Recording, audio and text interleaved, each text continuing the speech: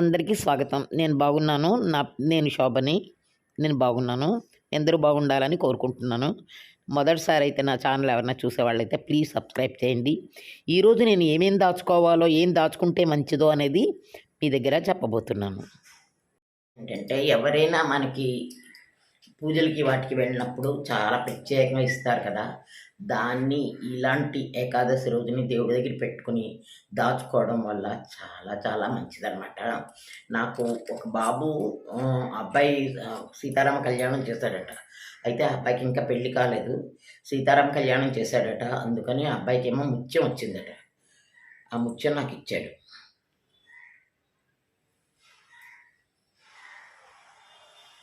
ఈ ముత్యాన్ని నేను చక్కగా ఇలా జాగ్రత్తగా దాచుకున్నానమాట. ఇందులో చాలా ముత్యాలు ఉన్నాయి. ఎందుకంటే కొత్త ముత్యం కాబట్టి ఇప్పుడు మీకు చూపెట్టాను. మిగతా ముత్యాలన్నీ కూడా ఇలా దాస్తాను.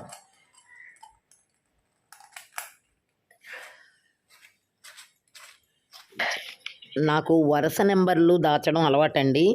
కానీ అన్ని 9లు వచ్చిన నెంబర్ తప్పకుండా దాచుకోండి. అన్ని 5లు, అన్ని 2లు ఇలాంటివి దాచడం వల్ల ఏమవుతుందంటే మనీ పిలుస్తుందంట, అట్రాక్ట్ చేస్తుందన్నమాట. మిగతా మనీని రమ్మని చెప్తుందట. 7, 8, 9 ఇలాంటి కొన్ని నెంబర్లు ఉంటాయి కదా, ఇవి మనీ మంత్రాకి మనకు చాలా ఉపయోగం అండి.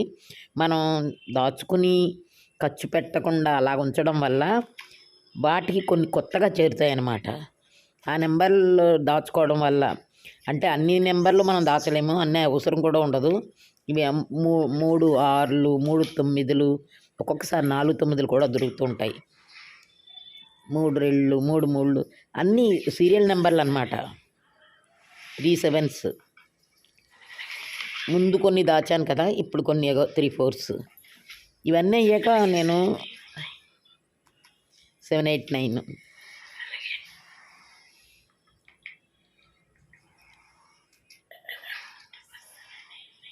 8 7 అక్కడ 6 వరకు వచ్చాయండి. 4 నెంబర్లు అనమాట. Back to front the 100. ఇలాంటి నెంబర్లు నేను ఎందుకు దాస్తానంటే చాలామంది చెప్పారు, నాకెవరో చెప్పారు, గురువుగారు చెప్పారనమాట. పర్టికులర్లీ దక్షిణం వైపు ఉండే బీరువా పెట్టుకుంటే అక్కడ అది యమస్థానం అట.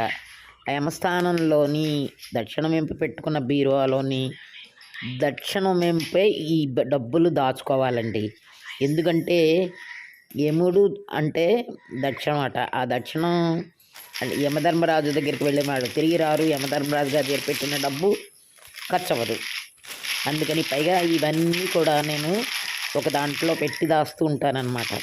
అలాగే ఈసారి నాకు ఒక మలేషియా డాలర్ కూడా తెప్పించాను. అది కూడా నేను ఇందులో పెడతాను. ఇది సింగపూర్ నుంచి ఫ్రెండ్ తెచ్చి ఇచ్చిందిలేండి. అన్నీ డిఫరెంట్వన్నీ దాచుకుంటూ ఉంటాను నేను. అలాగా మలేషియా వెళ్ళాడు మా స్టూడెంటు. నేనన్నా, నాన్న నాకు ఒక డాలర్ తెచ్చి పెడతావా అంటే, తప్పకుండా మేడం అన్నాడు. ఇదిగో ఇది 200 అంట, మలేషియా డాలర్ అనమాట. అది ఇది కూడా జాగ్రత్తగా దాచుకున్నాను. ఖర్చు పెట్టడం అంటే అంతేనండి. అసలు ముందు మనీ పొదుపు కావాల్సిన ముందు లక్ష్యం ఏమిటంటే ఖర్చు పెట్టకుండా దాచుకోవడం.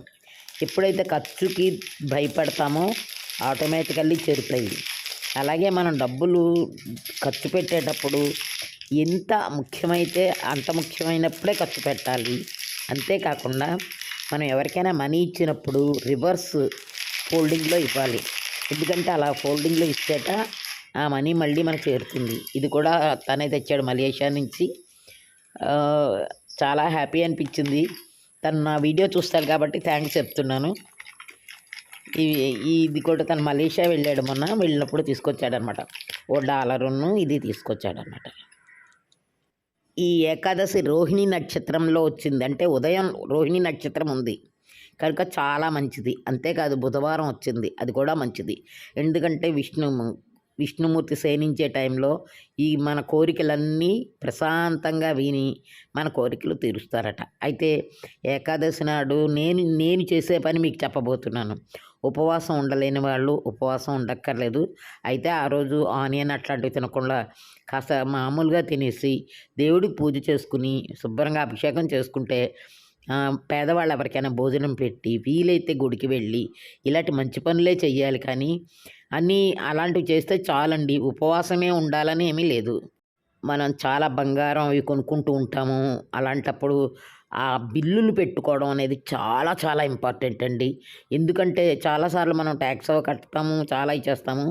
అది ఎక్కడి నుంచి వచ్చింది, ఎలాగొచ్చింది అని ఎవరైనా అడిగితే చెప్పగల కెపాసిటీ మన దగ్గర ఉండాలి. ఒకటి. 2 ఆ బిల్లుని మనం దాచుకోవడం వల్ల ఎప్పుడైనా ఎక్స్చేంజ్ చేస్తే వాళ్ళ షాప్‌లో కొన్నాం కాబట్టి వాళ్ళు ఎంతో కొంత తగ్గించి మనకి తీసుకుంటారు. 2. 3 ఎక్కడికైనా ప్రయాణం అయ్యి దూరం ప్రయాణం అయ్యేనప్పుడు బిల్లులు కూడా పట్టుకెళ్ళడం చాలా మంచిది. ఎయిర్‌పోర్ట్‌లో ఈ రోజుల్లో అన్నీ అడుగుతున్నారు. వాడని వస్తువు అయితే ముందే అడుగుతారు. అందుకని నేను అది మాకు చాలా ఇంపార్టెంట్ అని మీకు చెప్పబోతున్నాను. దాచవలసిన వస్తువు ఈ బిల్లులు దాచడం వల్ల చాలా ఉపయోగాలున్నాయండి. అందుకని ఎక్కువ అనుకోకండి. చిన్న వస్తువు కొన్నా, పెద్ద వస్తువు కొన్నా, మనం ఏ వస్తువు కొన్నా మనం బంగారు షాపుల్లోకి వెళ్ళినప్పుడు, బంగారం, వెండి కొనేటప్పుడు, డైమండ్స్ కొనేటప్పుడు తప్పకుండా ఎన్ఓసీని పెట్టుకొని ఒక ఫైల్‌లా మెయింటైన్ చేయండి. ఏం తప్పు లేదు. కానీ ఆ కొన్నది ఎక్కడో పడేసి ఎవరైనా అడిగినప్పుడు ఎప్పుడెక్కడొచ్చిందో, ఏదయిందో అంటే జరగరానివి జరిగితే మనం ఎవరికి చెప్పగలం చెప్పండి? మనం కష్టపడి దాచుకున్న డబ్బులు, కష్టపడి పోగు చేసుకొని ఏదో వస్తువు కొనుక్కుంటాం. ఇది నేను 2017లో కొన్నాను లలిత జ్యువెల్లరీలో. అలాగే చాలా కొన్నాను. ఏవి కొన్నా కూడా బిల్లులు మాత్రం దాచుకుంటానండి. ఇదే నేను మీకు దాచవలసిన వస్తువులని చెప్పాను.